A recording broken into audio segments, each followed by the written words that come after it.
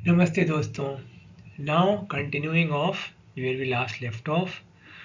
हालांकि वो सब तो आप लोग समझ गए, फिजिकल डिपेंडेंस और ये सब, बस छोटे से छोटे मोटे पॉइंट्स बचे हैं बस। अब इसमें फिजिकल में एसेंस क्या होता है? Adaptation of the nervous system. अब वो जो नर्वस सिस्टम आपके बॉडी का है, both central nervous system and peripheral nervous system, अब वो नॉर्मली फंक्शन सिर्फ प्रेजेंस ऑफ ड्रग में काम करेगा। That is neuro adaptation. ये बहुत ही गंदी स्टेज होती है कि अब your neurons are adapted to it, और अब अगर आप बंद करोगे तो बहुत दिक्कत होने वाली है। कौन सी दवाइयाँ फिजिकल डिपेंडेंस करती हैं? Opioids, morphine, barbiturates, phenobarbitone. Alcohol, दारू पीने से तो होता ही होता है। Benzodiazepines, alprazolam and clonazepam. फिर स्टिमुलेंट ड्रग्स, एम्फेटामिन्स या कोकेन, दे प्रोड्यूस लिटिल और नो फिजिकल डिपेंडेंस। अब ड्रग या सब्सटेंस अब्यूज, इसकी डेफिनेशन बहुत इंपॉर्टेंट है। Use of a drug by self medication, अपने आप से आप दवाई को यूज़ करो। आपको किसी ने बोला नहीं, डॉक्टर ने नहीं, किसी ने नहीं, खुद से आप यूज़ कर रहे हो एक मैनर में और एक अमाउंट में जो कि नॉर्मल अप्रूव्ड सोसाइटल नॉर्म्स, जो हमारी सोसाइटी में जो नॉर्म सेट है और जो हमारी मेडिकल साइंस में नॉर्म सेट है, मेडिकल एंड सोशल पैटर्न्स के विरुद्ध जा रहा है वो एक गिवन कल्चर में एट अ गिवन टाइम। ठीक है। रेगुलेटरी एजेंसी जैसे कि यूएस की होती है FDA, food and drug administration. Drug abuse refers to use of an illicit drug. Illicit, illegal, unlawful, against the law. ठीक। अब ये खत्म हो गया ड्रग डिपेंडेंस। ठीक है, इसका छोटा मोटा पार्ट बचा था। अब बात करते हैं हम, अगर आप रिकलेक्ट करोगे, that is drug withdrawal reaction किस में आता है? Type A. Very good. Type A में आता है। टाइप ए में क्या क्या चीज़ें आती थी? Side effects, toxic effects, consequences of drug withdrawal. Side effects हो चुका था, टॉक्सिक इफेक्ट हो चुका था, सेकेंडरी इफेक्ट्स भी डिस्कस हो चुका था। अब ड्रग विड्रॉल रिएक्शंस। अब एकदम से अगर आपने दवाई बंद करी तो फिर बहुत एडवर्स कॉन्सिक्वेंसेस हो सकते हैं, जिस वजह से आपकी बीमारी और ज़्यादा ख़राब हो सकती है। एग्जाम्पल्स बहुत इंपॉर्टेंट है। एक्यूट एड्रिनल इंसफिशिएंसी, स्टीरॉयड जब भी देते हैं, अगर हमने 2 हफ्ते से ज़्यादा दे दिया तो बस अब ज़रा रुक जाओ, क्योंकि अब depression of hypothalamo pituitary adrenal axis हो चुका है। अब दवाई को हम ऐसे बंद नहीं करेंगे, बहुत स्लोली स्लोली टेपर करेंगे। अगर हम प्रेडनिसोलोन 10 मिलीग्राम दे रहे थे, अब 5 मिलीग्राम, तो 10 से 5 पे आएंगे, 5 दे रहे थे तो 2.5 पे आएंगे, 2.5 से फिर 1.25, और पीरियड ऑफ फ्यू वीक्स, फिर बंद करेंगे सडनली नहीं तो फ्लेयर अप होगा और मरीज मर सकता है। क्योंकि अब बॉडी समझ गई कि मेरे को बाहर से चीज़ मिली तो मैं अंदर से क्यों बनाऊँ, तो अंदर से बॉडी बनाना बंद कर देती है। और आपने एकदम से बंद किया, अब एड्रिनल ग्लैंड तो प्रोड्यूस कर नहीं रहा स्टीरॉइड्स। ठीक है, जो हाइड्रोकोर्टिसोन आपको बॉडी से मिलना चाहिए, या जो हाइड्रोकोर्टिसोन तो खैर बाहर से मिलेगा, वो तो केमिकल नेम हो गया। जो कॉर्टिकोस्टेरॉइड, जो ग्लूकोकॉर्टिकॉइड्स हैं, कॉर्टिसोल, कॉर्टिसोल जो आपको बॉडी से मिलना चाहिए वो मिलना बंद हो जाएगा, तो फिर मरीज मर सकता है। ठीक है, एकदम से उसका बीपी फॉल होगा एंड हाइपोटेंशन की वजह से डेथ हो सकती है, क्योंकि ब्लड प्रेशर को मेंटेन करने में या बढ़ाने में स्टीरॉइड्स का बहुत इंपॉर्टेंट रोल होता है। ठीक, तभी तो हम लोग देते हैं ना स्टीरॉइड्स को। फिर सीवियर हाइपरटेंशन, रेस्टलेसनेस, बेचैनी सी लगती है, सिंपैथेटिक ओवर एक्टिविटी, बहुत ज़्यादा पसीना आना, दिल की धड़कन बढ़ जाना, ठीक है, हाथ ऐसे होना, ये सब सिंपैथेटिक ओवर एक्टिविटी। ये होता है जब हम क्लोनिडीन बंद करते हैं। Clonidine is a anti hypertensive drug, इसीलिए इसको अब देते नहीं हैं हम क्लोनिडीन को। हम लोग एनालाप्रिल, लिस्नोप्रिल, कैप्टोप्रिल, एस इनहिबिटर्स देते हैं, या फिर लोसार्टन, कैंडिसार्टन, वेल्सार्टन, टेलमिसार्टन, जो कि एंजियोटेंसिन रिसेप्टर ब्लॉकर्स है। फिर एंजाइना पेक्टोरिस, पेशेंट मैंने बताया था डॉक्टर साहब मर गया, ऐसी पिक्चर होती है मरीज की, तो ये वर्सन हो सकता है, इवन हार्ट अटैक तक मरीज को हो सकता है अगर आपने एकदम से बीटा ब्लॉकर्स बंद किए। बीटा ब्लॉकर्स जो दिए जाते हैं वो हैं atenolol and metoprolol, those are cardio selective. Propranolol नहीं देंगे क्योंकि वो दोनों पे काम करता है, बीटा 1 बीटा 2। क्यों नहीं देंगे? रीज़न ऑटोनॉमिक नर्वस सिस्टम में डिस्कस होगा। फिर फ्रीक्वेंसी ऑफ सीजर्स, जो आपको एपिलेप्सी, मिर्गी के दौरे पड़ना, वो एकदम से बढ़ सकता है अगर एकदम से एंटी एपिलेप्टिक ड्रग बंद करें। ठीक, तो ग्रेजुअल विड्रॉल, धीरे धीरे धीरे धीरे से मेरी जिंदगी में आना, से ड्रग को कम करना, हमको प्यार मरीज से कितना है जाने जाना, उससे मिलकर उसको है बताना। तो इसीलिए उसकी वेलबींग के लिए हम इसको बहुत ग्रेजुअली करेंगे।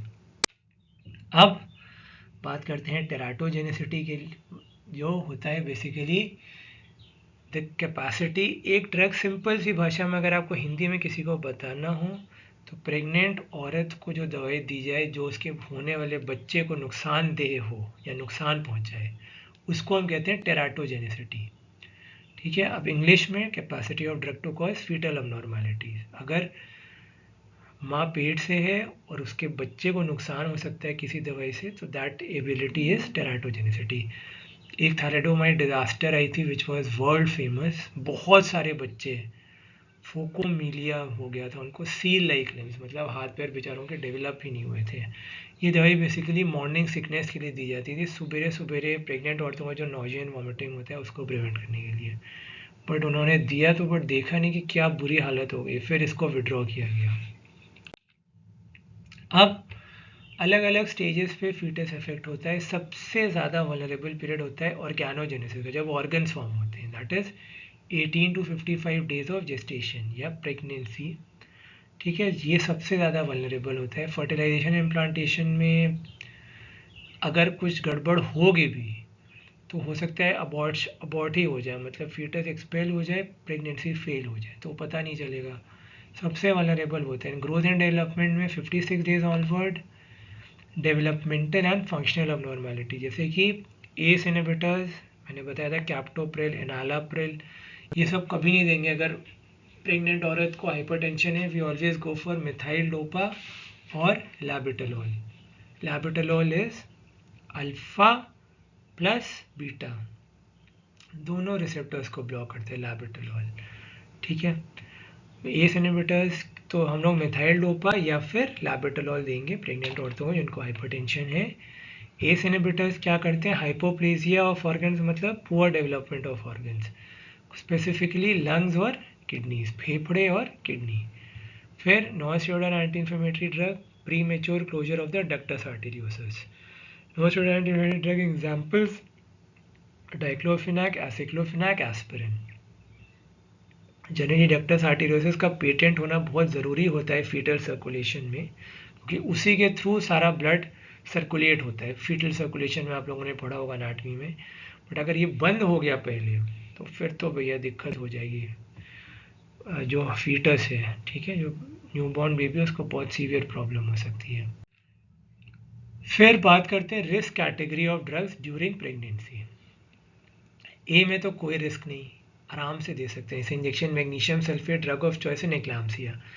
एक्लाम्सिया में क्या होता है, हाइपरटेंशन होता है प्रेग्नेंट औरत को, साथ में उसको मिर्गी के दौरे भी पड़ते हैं। Seizures plus hypertension is eclampsia. Pre eclampsia is only hypertension, सिर्फ ब्लड प्रेशर का बढ़ना प्री एक्लाम्सिया, ब्लड प्रेशर के बढ़ने के साथ साथ मिर्गी के दौरे भी पड़ना एक्लाम्सिया।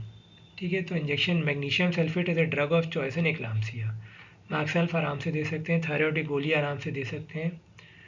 बी में ह्यूमंस में कुछ नहीं देखा गया है, बट जानवरों में देखा गया है। एग्जाम्पल्स पेनिसिलिन वी, सब एंटीबायोटिक्स, अमोक्सिसिलिन, सीफाक्लोर, एरिथ्रोमाइसिन, ये सब एंटीबायोटिक्स। फिर paracetamol, non steroidal anti inflammatory drug and लाइडोकिन।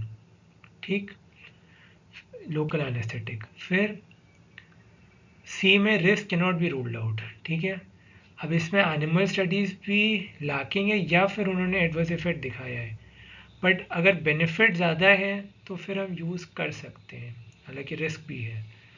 अब इसमें कुछ इमरजेंसीज में यूज़ कर सकते हैं मजबूरी में, morphine, opioid, codeine, atropine, anticholinergic, corticosteroids, adrenaline, thiopentone.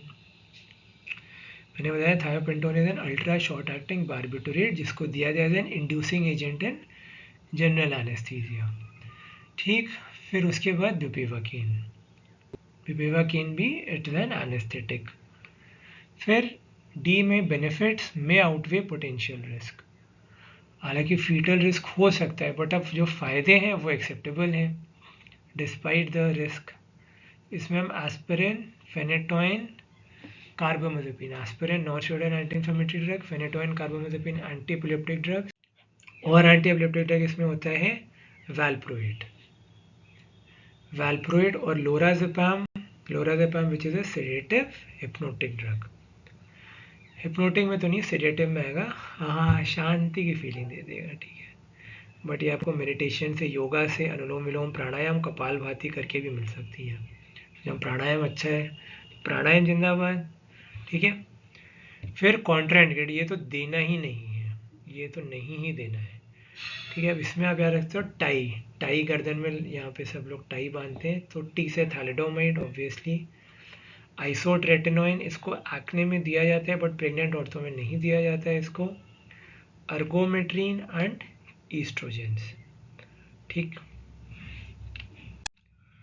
अब उसके बाद बेस्ट तो है आप सारी ड्रग्स अवॉइड करो प्रेगनेंसी में, और इमरजेंसी डेंटल ट्रीटमेंट ही सिर्फ होना चाहिए अगर इमरजेंसी हुई तब, और ज्ञानोजेनेसिस में तो सिर्फ इमरजेंसी डेंटल ट्रीटमेंट, ठीक। और कोशिश करिए कुछ भी ना दिए 18 to 55 डेज ऑफ जेस्टेशन में। अब बात करते हैं म्यूटाजेनेसिटी और कार्सिनोजेनेसिटी की, ठीक है। अब म्यूटाजेनेसिटी मतलब कोई दवाई खा करके आपकी जीन्स में, आपके जेनेटिक कोड में कुछ मैल फंक्शन हो जाए, कोई डिफेक्ट हो जाए, उसको कहते हैं म्यूटाजेनेसिटी। और कोई दवाई खाने से आपको कैंसर हो जाए, उसको कहते हैं कार्सिनोजेनेसिटी, ठीक है। अब केमिकल कार्सिनोजेनेसिस बहुत सालों में, 10 से 40 सालों में होती है। ड्रग्स इम्प्लिकेटेड, ठीक है, दीज एडवर्स इफेक्ट्स आर, ठीक है, जो इनके वजह से एडवर्स इफेक्ट होते हैं वो anti cancer drugs, radio isotopes, oestrogens and tobacco, मैंने कहा था सिगरेट स्मोकिंग, ठीक। फिर drug induced diseases, these are also called physician induced, ये कुछ फिजिशियन ही कर देते हैं डिजीज इंड्यूस। अब ये तो उन लोगों की लापरवाही की वजह से हो जाता है।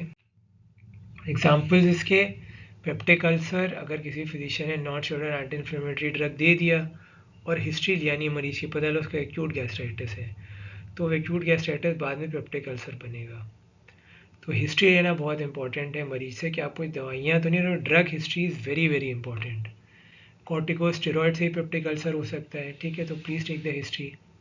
फिनोथाइजीन जो कि एंटीसाइकोटिक्स होते हैं, ठीक है, और भी एंटीसाइकोटिक्स से ड्रग इंड्यूस्ड पार्किंसोनिज्म हो सकती है, इसके बारे में बात करेंगे जब मैं सेंट्रल नर्वस सिस्टम डिस्कस करूँगा। Hepatitis, inflammation of the liver, isoniazid which is an anti-tubercular drug, and discoid lupus erythematosus which is caused by hydralazine which is a vasodilator, specifically an arteriolar dilator, ठीक है। This brings us to an end of adverse drug effects. अब सबसे interesting part of pharmacology, that is a beating heart, जो धड़कता हुआ दिल है pharmacology का, that is autonomic nervous system, start होगा। आपको बहुत मजा आने वाला, you are going to thoroughly enjoy it. It is a most interesting part of pharmacology. तो बहुत जल्द उसके बारे में बात करेंगे। तब तक के लिए this is Karan Kumar signing off, bye bye.